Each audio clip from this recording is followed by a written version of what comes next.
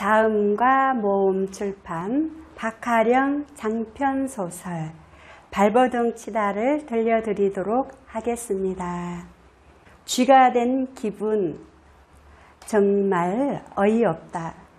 누군가의 의미 없는 몸짓에 밀려서 낭떠러지 아래로 떨어진 듯 황망한 기분이 든다. 어떻게 이런 일이 있을 수 있는 거지?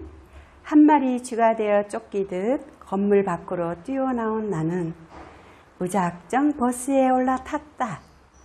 손에는 달랑 핸드폰 하나만 쥔 채 한낮이라 버스는 텅텅 비어있고 열린 창 사이로 습격하듯 들이닥친 바람들은 무질서하게 버스 안을 쏘다니고 있다. 사정없이 내 뺨을 쳐대는 바람에게 저항하듯 나는 눈을 치뜨고 버스 한가운데 손잡이를 꽉 잡고 서 있었다. 이대로 좌석에 퍼질러 앉았다가는 엉엉 소리내어 통곡하게 될지도 모른다는 두려움이 앞섰기 때문이다. 하지만 그마저도 내 의지대로 할 수 없었다. 버스 기사가 내게 큰 소리로 고함쳤기 때문이다.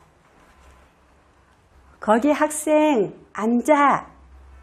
토론대회는 내가 자그만치 반년 이상을 준비했던 일이다.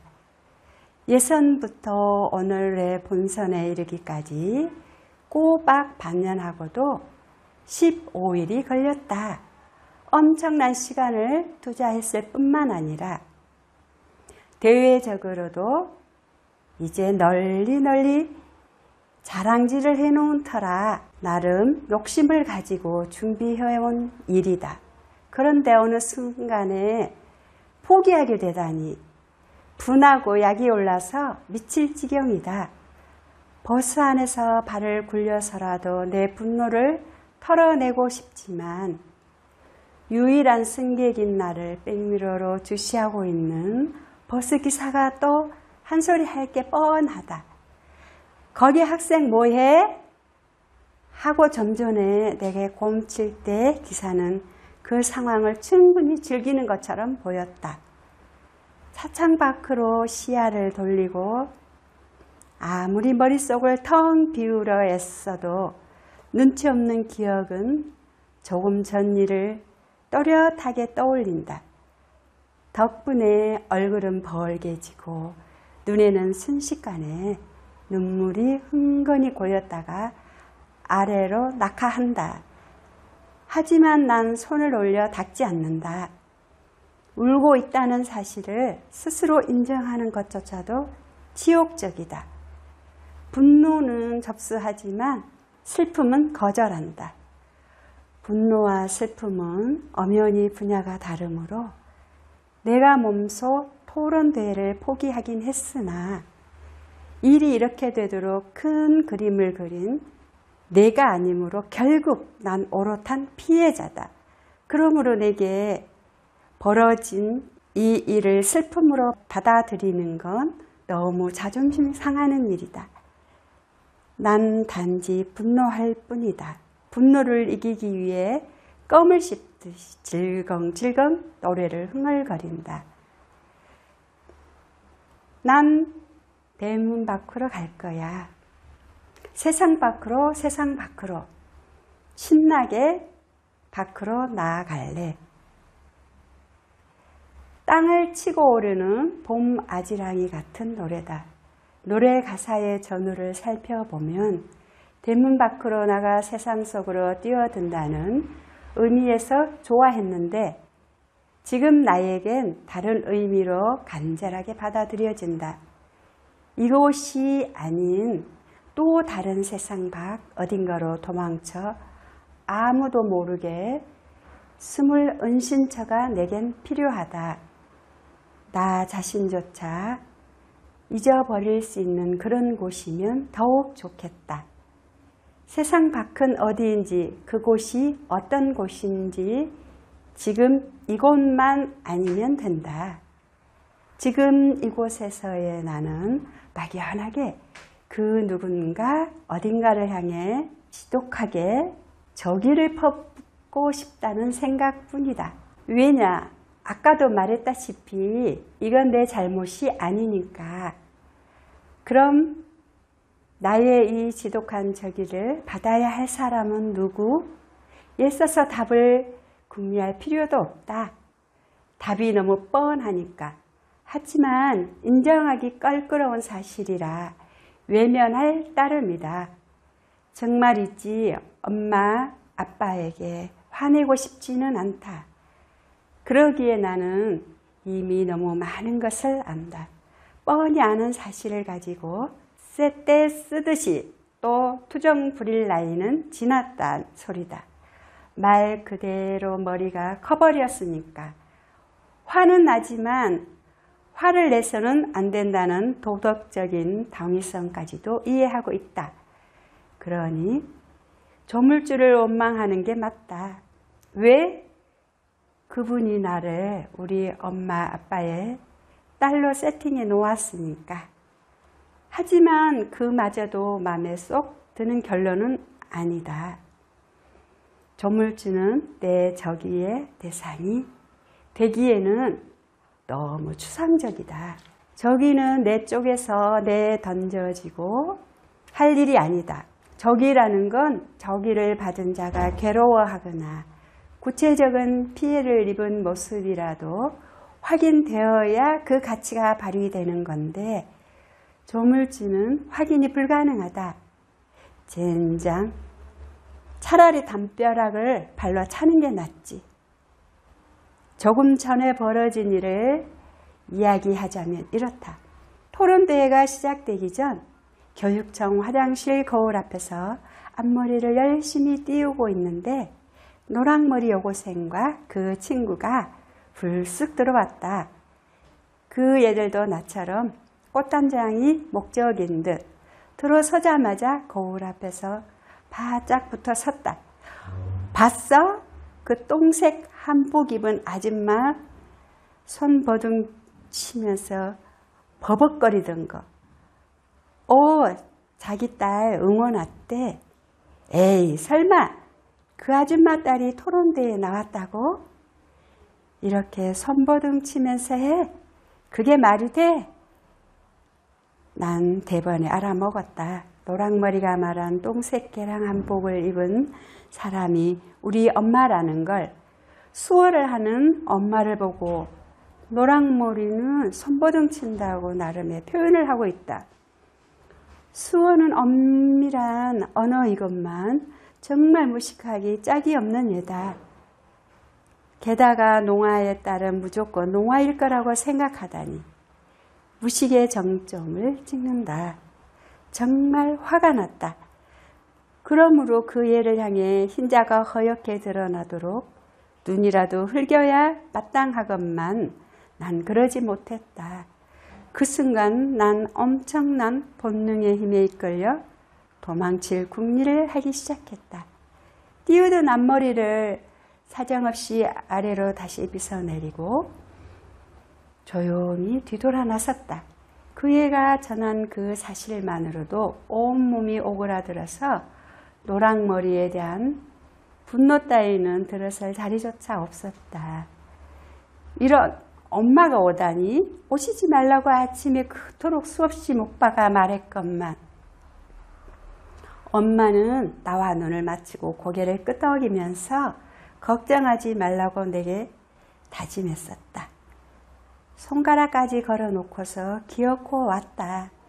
우리 엄마는 그런 분이다. 엄마는 사랑을 표현하는 일에는 브레이크가 없어도 된다고 생각한다. 엄마식의 사랑 표현은 이 세상 그 누구도 막지 못할 엄마만의 정당한 권리라고 믿고 있으니까. 그러므로 당신이 해야겠다고 생각하면 한다. 내가 원하든 원치 않든 그건 상관없다. 엄마가 건네는 건 사랑이니까 동기가 순수함으로 무조건 줘도 된다고 믿는다. 그것이 상대에게 넘겨졌을 때 어떤 변질될 수 있는지까지는 절대 헤아리지 못한다. 그런 의미에서 우리 엄마는 온화한 독재자다. 쉽게 저항하기도 힘들고 독하게 반항하기도 난처한 선의의 옷을 입고 있는 독재자. 아주 짧은 순간에 내 머릿속에는 엄마에 대한 원망이 구체적으로 고였다. 하지만 그 원망의 내용은 내게 너무 익숙한 터라 더 새로울 것도 분노로 기화될 무엇도 아니다. 아침 저녁으로 볼 수밖에 없는 우리 집 벽시계와도 같다. 이러니 저러니 평가하고 분석할 필요도 없이 그 존재를 가만히 받아들여야 하는 무엇이랄까? 지금 내겐 나를 위한 행동이 필요할 뿐이다. 난 튀자라고 내 몸에 명령했다. 망설임 없었다. 머릿속이 하얘지는 순간에도 탱탱하게 살아 숨쉬는 나의 강렬 자의의 욕구는 이미 모든 계산을 마쳤다. 말콤 X라는 사람이 그랬단다. 자의를 위한 폭력은 폭력이 아니라 지성이라고. 폭력조차 지성이라고 하는 마당에 난 지금 폭력을 쓰겠다는 것도 아니고 단지 나를 지키기 위해 도망칠 뿐이다. 명분은 충분했다. 강당 쪽으로 가면 엄마와 수를 비롯해 아이들이 모여 있으니 반대쪽으로 가야 해. 그렇게 내빼서 버스 정류장 쪽으로 뛰었다. 우리 엄마가 농인이란 사실이 아이들에게, 아니 희수에게 알려지는 게 죽을 만큼 싫었으니까. 지난 몇 달 동안 준비해온 대회를 그냥 한순간에 날려버려도 상관없을 만큼 나 자신을 지키는 일이 중요했다. 헉, 너 뭐야? 엄마를 피해 달아나다니. 날 낳아준 엄마를 부정하는 거야? 그게 널 지키는 거야? 정류장에서 버스를 기다리는데 누군가 내게 이런 소리를 하며 정주먹을 들이대는 기분이 들었다. 하지만 이건 엄마를 부정하는 것도 그렇다고 엄마를 피해서 도망치는 것도 아니다. 단지 나를 얹고 자기들 맘대로 부조리하게 돌아가는 거대한 틀에 대한 반항일 뿐이다. 언젠가 대형 벽시계의 속을 본 적이 있었다. 내장이 훤히 들여다 보이는 투명 물고기처럼 된 벽시계였다. 거대한 바퀴들이 돌아가고 그 바퀴들 사이에 맞물린 작은 바퀴는 각기 자기 의지와는 상관없이 돌아가고 있었다.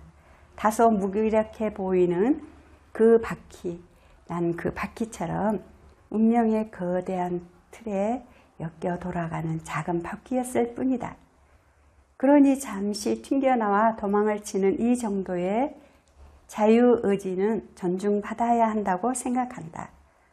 하지만 주은이는 그렇게 생각하지 않는지 내 맘을 아랑곳하지 않고 비난부터 해댔다. 너 미쳤구나. 어쩔 수 없었다고. 좋아, 토론대회야 이미 물 건너 갖다 치고 너희 엄마가 어때서 네가 초딩도 아닌데 설마 엄마가 창피한 거야? 그렇게 말하지 마. 누구나 밝히고 싶지 않는 사실 정도는 있는 거야. 다 까발리고 살지는 않는다고 다들 그러잖아. 가릴 건 가리고 흉터가 있으면 화장으로 덧칠하고 키가 작으면 키높이 신발도 신고 그러니까 흉터 같은 거야. 부모님이 너한테 꼭 집어 흉터 그 자체란 건 아니고 어느 부분이 그렇단 거지. 우리 엄마 아빠가 농아인 게 나한테 자랑거리일 수는 없잖아. 안 그래? 그래도 부모님이 준 내 존재의 일부인데 그런 식으로 감추려 둔다는 건 자식된 도리가 아니라고 봐. 도리? 난 자식으로만 살려고 이 세상을 사는 건 아니야. 도리일 순위는 아니란 거지. 뭐야? 그런 순위의 문제가 아니거든. 도리란 마땅히 행해야 할 바른 길을 말하는 건데 설마 마땅이란 단어를 모른다고 할 생각은 아니겠지? 쫀쫀하긴. 야, 내가 물에 빠진 부모님을 나 몰라라 하고 민 게 아니잖아. 난 도리를 팽개치겠다는 게 아니고 그냥 적재적소에 맞게 선택하려는 것뿐이야. 내가 원치 않는 대목에서 알리고 싶지 않아서 뭔 건데 그건 뭐 나쁜 일이야? 선택을 앞세우면 나도 더 할 말은 없어. 네 선택이고 그게 나쁜 일이 아니라니. 하지만 지극히 객관적인 기준으로 한마디 하면 내가 튄 게 옳은 일은 아니야. 적어도 미안해는 해야지. 게다가는 학교 대표로 나간 건데 그까짓 내 팽개친 거잖아. 그래, 알아. 나도 미안해. 하지만 옳지 않은 일을 할 수밖에 없는 입장이란 게 있어. 옳지는 않지만 나쁘지도 않은 게 세상엔 있다고 알아. 주은이는 알 리가 없다. 내 입장이 되어본 적이 없으니까. 그래도 야속하다. 아무리 내 입장이 되어보지 못했다 손쳐도 도망칠 수밖에 없었던 나의 입장을 눈을 찡긋하면서 놓치듯이 이해해 줄 법도 한 일이건만 아무튼 난 억울하다. 싫다는 건 나의 솔직한 감정이고 그래서 도망친 건데 그게 왜 내 잘못이란 말인가? 잘못은 엄마를 보고도 될 수밖에 없는 친구 될 수밖에 없는 비극적인 상황을 만든 그 누군가에 있다. 왜 하필 나를 이런 상황 속에 밀어넣었다 말이냐. 대체 왜 농아 엄마를 가져보지 못한 얘들은 그곳에서 엄마와 마주쳤을 때 어떤 일이 벌어질지 죽었다 깨어나도 모른다. 상상조차 못할 것이다. 신음에 가까운 소리로 야, 가 이렇게 외치는 엄마를 돌아보야 할 때 기분이 어떤지 그냥 모른 척하고 싶다는 유혹과 동반하고 있는 죄의식이 얼마나 사람의 피를 말리는지 그리고 주변 사람들이 나와 엄마를 바라보며 둘이 세트야? 이런 표정을 지을 때 얼마나 굴욕적인지 그것도 하필 학교를 대표해서 나온 공식적인 자리에서 뭔가 나만의 자부심으로 똘똘 뭉친 어떤 기운을 손에 쥔 채 머리 앞에서 한껏 올려서라도 자신을 고무시키려던 바로 그 순간이 말이다. 얘들은 모른다. 절대 알 턱이 없지. 버스는 세상 밖으로 나갈 재주는 없는 건지 일정 시간을 달리더니 회차 지점을 돈다. 비겁하게도 나를 원위치로 돌려놓을 작정인가 보다. 노선 버스의 한계다. 어쩌지? 여기서 내려. 망설이고 있는데 엄마의 톡이 빠끔하고 붕어가 뱉어냄 방울처럼 뜬다. 엄마는 톡조차도 무음이다. 물론 내가 설정해 놓은 거지만 딸랑 두 어절이지만 그 안에는 엄마의 끈적이는 안타까움이 가득하다. 엄마의 안타까움은 내게 아프게와 닿다 못해 짜증을 유발한다. 엄마는 늘 나를 아기라고 부른다. 난 그 말이 정말 싫다. 마치 엄마의 영원한 아기로 존재하라는 명령처럼 들리기도 하고 또 그 말이 가진 특유의 연대감이 영원히 풀 수 없는 거대한 족쇄처럼 여겨지기도 한다. 주은이는 엄마의 사랑이 듬뿍 묻어나는 호칭이라며 부럽다지만 내겐 전혀 그렇게 느껴지지 않는다. 포대기에 업힌 아기로서 엄마 등에서 천상의 안락함을 느끼기보다는 늘 엄마 뒤에서 엄마의 애잔함을 읽는 운명을 가진 수인이 된 기분이다. 엄마를 생각하면 늘 짠한 기분이 들어서 싫다. 오늘 안 오기로 해놓고 왜 왔냐고 엄마에게 호되게 따져야 하는 상황이건만 절대 그럴 수도 없고 그래서도 안 된다는 게 더 기막히게 화가 난다. 세상에서 제일 고약한 사람은 미워할 수도 없게 착하거나 약한 사람이라던데 비명이라도 지르고 싶어서 차에 국어쌤의 문자가 뜬다. 그러게 난 뭐지? 이런 생각에 밑줄이 쳐진다. 그러고 뒤이어 아주 상식적인 걱정들이 줄 서서 머리를 빼고 있다. 학교에 가서 뭐라고 변명을 해야 하는 거지? 목이 빠지게 수강 소식을 기다리고 있을 교장 선생님이야. 여러 선생님과 친구들을 떠올리니 새삼 나 자신한테 어이가 없다. 뭐야? 아니 겨우 보지도 않고 내뺐다고? 그럼 뭐하러 학교 대표로 나간 거야? 딴 애한테 양보나 할 것이지. 대표가 그렇게 책임감이 없어서야 되겠어? 이런 비난이 학교 전체를 떠들썩하게 할 것이다. 그러니 어떤 식으로든 변명할 거리를 만들어내야 했다. 그런 생각으로 머릿속이 복잡해질 즈음 이번엔 앙증맞은 카톡 소리가 나를 흔든다. 유나야 무슨 일 있어? 희수다. 진희수. 애만 아니었다면 이런 일은 벌어지지 않았을지도 모른다. 희수의 톡을 보니 갑자기 온몸의 기운이 쭉 빠진다. 대체 이 애는 언제 내 마음에 성큼 들어와서 자리 잡기 시작한 걸까? 내 마음에 들어와 자리만 잡고 얌전히 앉아있는 게 아니라 내 안에 모든 걸 다 헤쳐놓았다. 리트머스 시험지를 타고 올라가는 잉크의 무리한 변집처럼 쏴 하고 내 맘에 밀려 들어와 구석구석을 묘한 색으로 물들이고 있다. 그렇게 나는 변질을 내고 있다. 오늘의 이 도망질도 변질의 한 예다. 이야기는 여기까지입니다.